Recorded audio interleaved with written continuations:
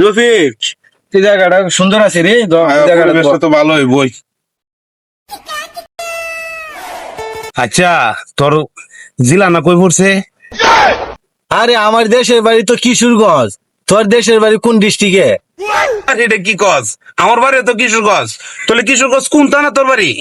আরে বেকল, আমার বাড়ি হয়েছে নিকলি থানা। তোর? কোনটা করছে কি? আমার বাড়ি তো নিকলি থানা। তাহলে তোর গ্রাম কোনটা?